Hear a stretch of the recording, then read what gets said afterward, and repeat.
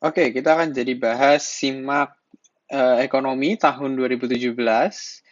Dan kalau misalkan ada yang salah, mohon dikoreksi ya. Terima kasih. Oke, kita mulai. Nomor satu, yang ditanya adalah elastisitas pendapatan. Maka rumus yang kita gunakan adalah rumus persentase dari delta Q, dari kuantitinya, per persentase dari delta Y, atau pendapatan. Kita sudah tahu penghasilannya naik sebesar 25%, berarti delta Y-nya adalah 25%. Sementara untuk delta Q kita dapatkan dari angka yang ini, 300.000 per 500.000 dikali 100%, berarti 3 per 5 dikali 100 ya. Kita bisa dapat itu adalah 60%. Nah, jadi ini kurang lebih sekitar 2,4, makanya dia adalah jenis barangnya elastis. Oke, lanjut ke nomor 2. Garis anggaran disebut juga dengan kurva anggaran. Dia bentuknya seperti ini. Dia itu membatasi keinginan kita untuk memperoleh sebuah barang gitu ya. Nah, kurva anggaran ini tidak bicara tentang elastisitas, makanya yang option A, lalu option D juga akan salah. Lalu ada option E, kita tidak bicara persentase, makanya E adalah salah. Nah, sekarang tinggal B dan C. Tingkat substitusi marginal itu diukur berdasarkan kurva indifferent. Dia mengukur jumlah yang rela dikorbankan untuk mendapatkan sesuatu. Dia bentuk kurva indifferent adalah seperti ini, dia lebih melengkung gitu. Jadi, kurva marginal itu salah. Makanya, jawaban yang benar adalah yang C, yaitu harga relatif dari dua barang. Artinya adalah jumlah barang yang dapat dibeli dengan harga tertentu. Nanti ada bentuknya bisa begini. Kalau di titik ini berarti di sini. Ini kan Q1, di sini Q2 gitu. Jadi kalau misalnya di titik yang ini berarti Q2-nya lebih banyak dari Q1, tapi kalau di titik ini Q1-nya lebih banyak daripada Q2. Kayak gitu. Lanjut ke nomor 3. Nah, untuk memudahkan adalah kita bisa menggunakan gambar dari kurva. Nah, ya ini kurvanya, saya geser ke sini supaya lebih mudah. Oke, ini adalah kurva dari biaya produksi. Yang ditanya adalah pernyataan yang salah antara biaya rata-rata dan biaya marginal. Berarti kalau saya pakai warna biru untuk biaya rata-rata, berarti AC-nya adalah ini. Sedangkan untuk biaya marginal saya pakai warna merah, berarti yang ini, MC.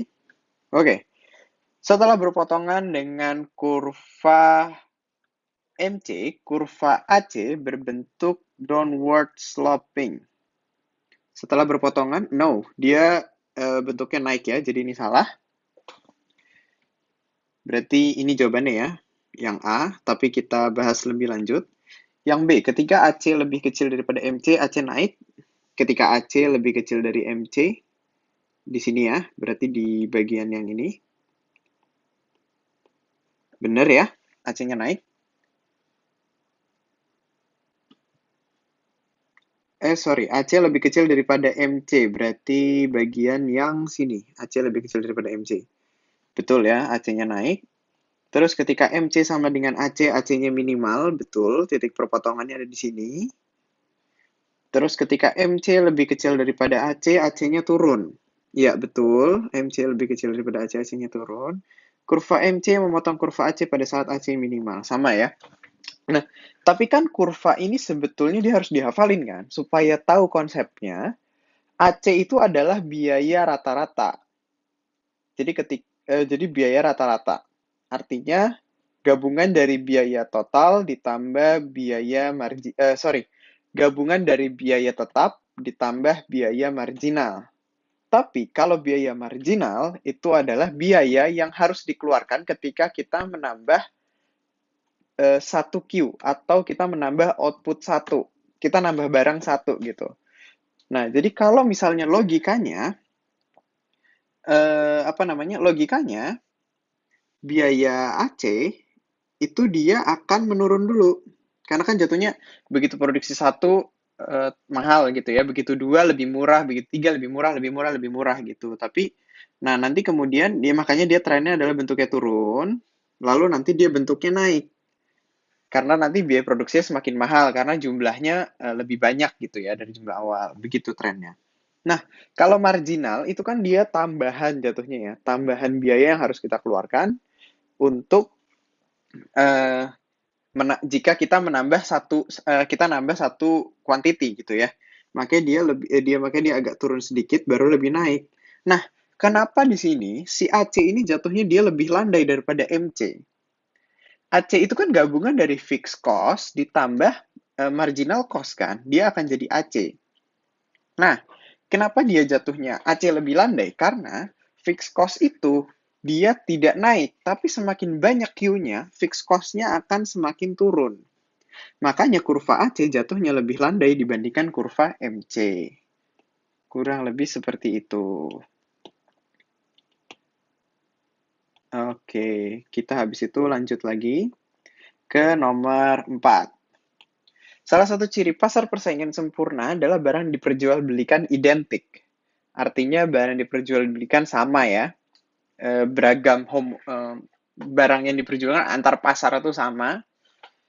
Terdapat sedikit menjual di pasar, itu jelas salah. Itu adalah ciri dari pasar oligopoli. Kalau beberapa penjual atau sedikit penjual. Tapi kalau satu penjual, itu namanya monopoli. Lalu, jika terdapat sedikit pembeli, berarti beberapa pembeli, berarti itu disebutnya oligopsoni. Tapi kalau satu pembeli, itu namanya monopsoni. Pembeli akan memiliki kekuatan pasar, atau kita bisa sebut dengan price maker. Itu jelas salah, karena pembeli sebagai price maker itu ada di pasar oligopsoni ataupun monopsoni. Habis itu pembeli tidak berminat membeli barang itu jelas nggak nyambung. Berarti jawabannya adalah D. Penjual tidak dapat menaikkan harga di atas harga pasar. Karena bentuk kurvanya dia seperti ini. Yaitu kurvanya datar, horizontal. Oke, lanjut nomor 5. Nah, ini kan ada fungsi S ya. Nah, kita bisa menggarisbawahi ini 0,2, dia adalah MPS. Dimana kita tahu rumusnya bahwa MPS ditambah MPC sama dengan 1. Berarti kita udah tahu kalau MPC-nya adalah 0,8 atau 8/10. Itu sama saja nilainya dengan 4/5. Makanya jawabannya D. Oke, lanjut. Mana yang bukan merupakan contoh kebijakan fiskal ekspansif? Kebijakan fiskal itu ada dua. Satu ekspansif, yang satunya lagi adalah kontraktif. Kalau kontraktif, dia adalah mengurangi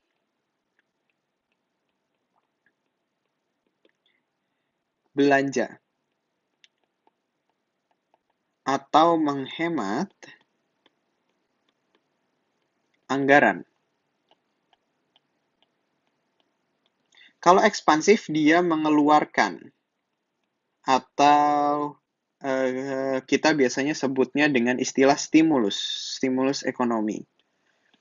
Seperti dalam pandemi begini ya, itu kan stimulus dikeluarkan. Nah, pemerintah menurunkan pajak pendapatan. Itu berarti adalah kebijakan yang ekspansif gitu ya. Jadi uang beredar di masyarakat biar banyak gitu.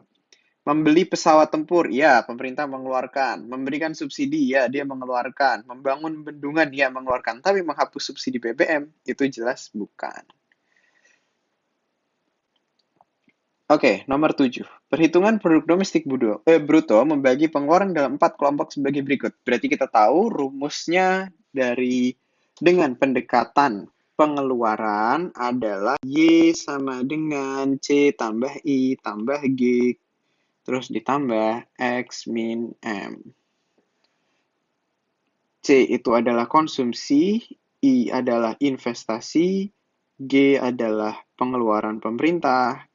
X min M adalah ekspor neto. Berarti jawabannya adalah C. Oke, kita lanjut ke nomor 8. Di sini yang harus kita garis bawahi adalah rumus MAK-MAU. MAK sama dengan MAW plus laba min price. Oke, kita bisa tahu di sini MAK-nya adalah, kita mencari MAK ya, modal akhir. MAW-nya adalah yang kita ambil yang ini, nilai wajar aset. Apa itu nilai wajar aset? Adalah nilai aset dikurang nilai hutang. Berarti modal awalnya adalah 40, ditambah laba, keuntungan 250, dikurang price sebesar 50.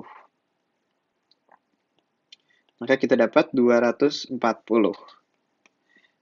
Kenapa angka 120, kenapa angka 70 itu tidak dipakai? Angka 70 tidak dipakai karena dia adalah akumulasi penyusutan. Nah, akumulasi penyusutan itu adalah beban. Beban penyusutan itu sudah masuk dalam laporan laba. Keuntungan itu didapat dari pendapatan dikurang beban. Makanya angka 70 ini tidak dipakai gitu. Oke, lanjut lagi nomor 9. Merupakan perusahaan dagang, metode periodik. Metodenya ada dua ya, ada periodik, satu lagi adalah perpetual.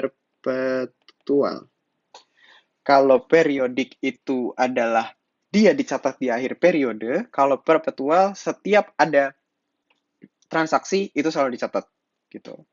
Nah, di sini dia pembelian persediaan perusahaan terlalu tinggi. Berarti kalau persediaannya terlalu tinggi, berarti harga pokok penjualannya tinggi dan laba bersihnya rendah. Karena persediaan barangnya kebanyakan nih. Sementara yang dijual tidak sebanyak itu gitu. Nomor 10. Kenaikan pendapatan konsumen menggeser kurva permintaan suatu barang ke kanan. Ya, ini ada di soal SIMAK 2016.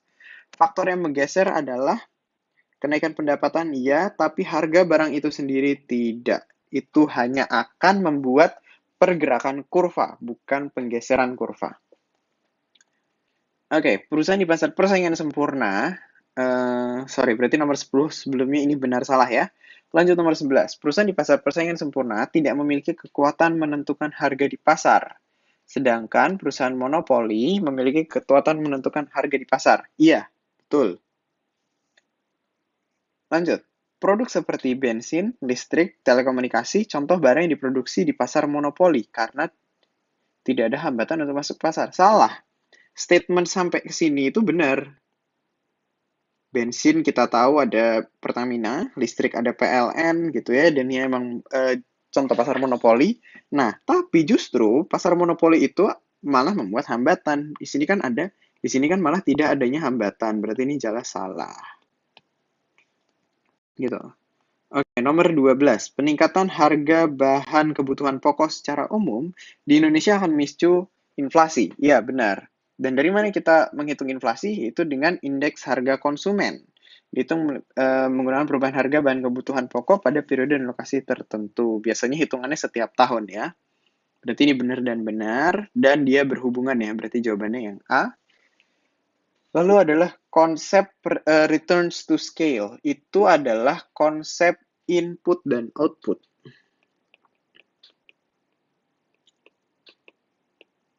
Nah, di sini kata kuncinya adalah increasing. Berarti kalau increasing jatuhnya kan lebih tinggi ya. Berarti input sama output lebih besar output. Di sini kan input ditambahan 2, output lebih dari 2. Berarti dia benar. Konstan, namanya konstan berarti sama. Input ditambahkan 2, output bertambah 2. Berarti dia benar. Decreasing returns berarti dia lebih kecil outputnya. Berarti input ditambahkan 2, tapi output kurang dari 2, berarti benar. Law of diminishing returns itu juga sebenarnya masuk, tapi law of diminishing returns itu kan dia bentuk kurvanya begini, turun. Dia bukan increasing tapi decreasing, jadi ini salah. Jadi karena 1, 2, dan 3, jawabannya berarti A. Berikut merupakan kondisi perusahaan yang berada dalam pasar persaingan sempurna.